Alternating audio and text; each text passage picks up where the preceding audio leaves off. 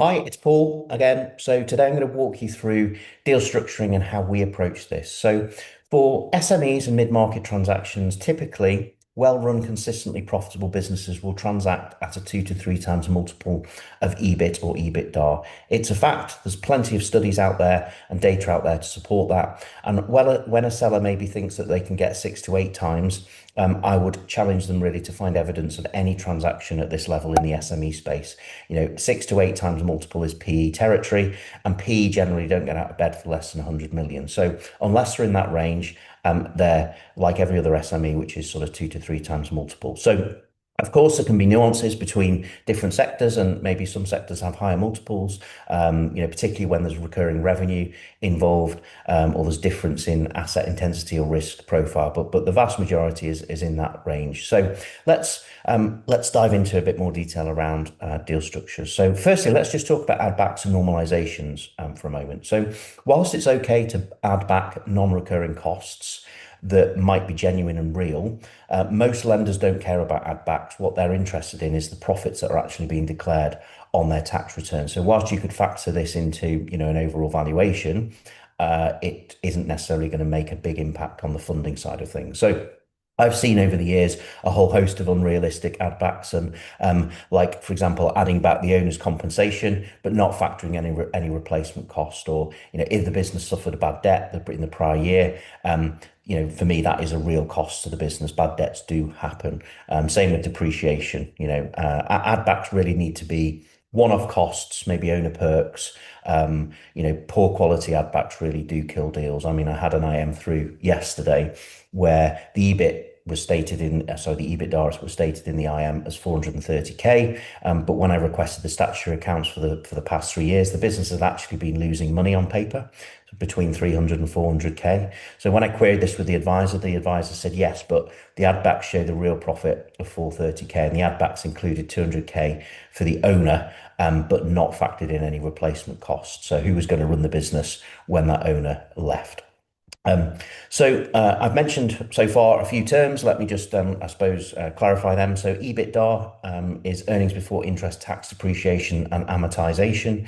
Generally, we use this for calculating free cash flow, but we don't normally base deals on EBITDA. I mean, it's quite common for, people to transact at a multiple of EBITDA. We don't, and I'll tell you why in a moment.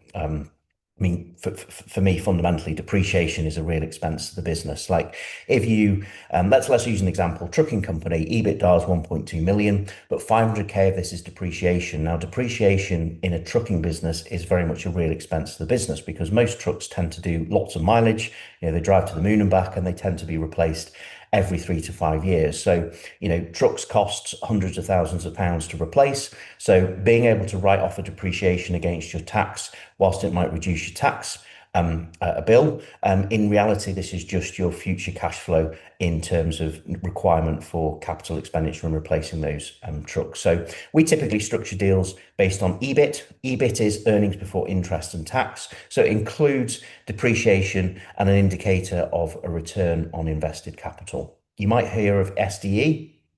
This is more common in the US, but it stands for seller's discretionary earnings, typically used more in micro business deal.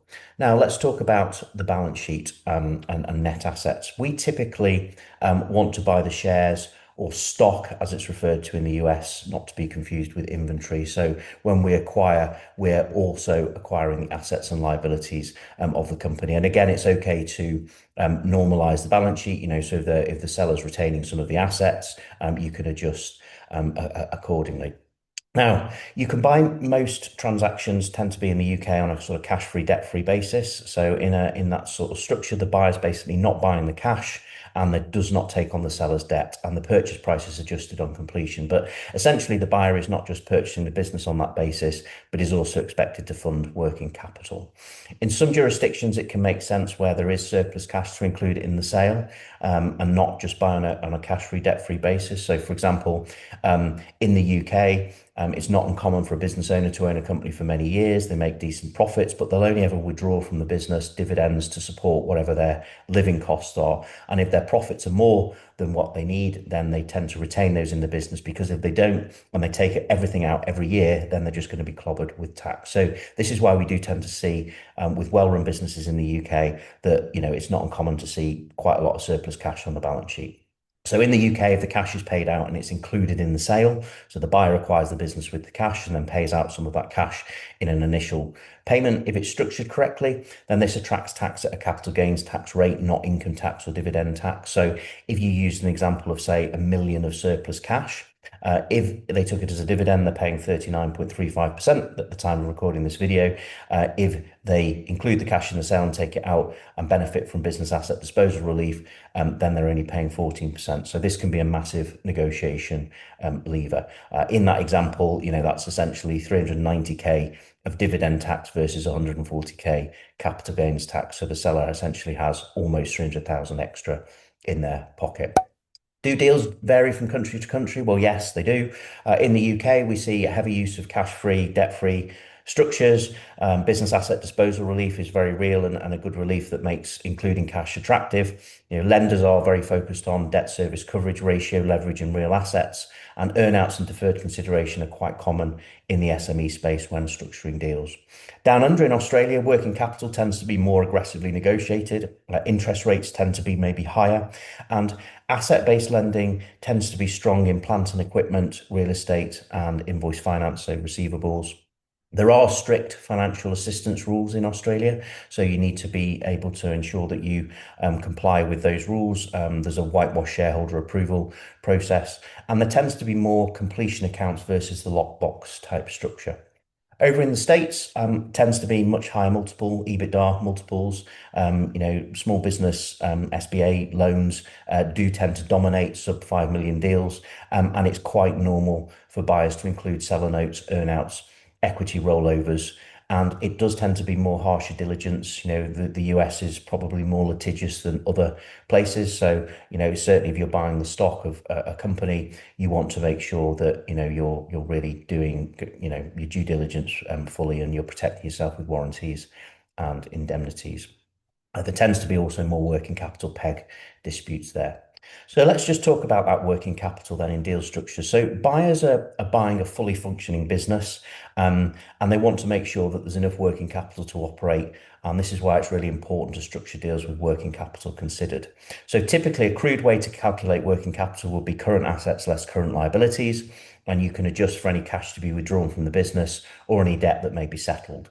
Now, typically we have a target net asset position and a working capital position. We agree the formula up front and we use an estimate, and then maybe we'll do completion accounts to adjust thereafter. And we lock these calculations and formulas into a binding term sheet at the outset, so there's no ambiguity later on.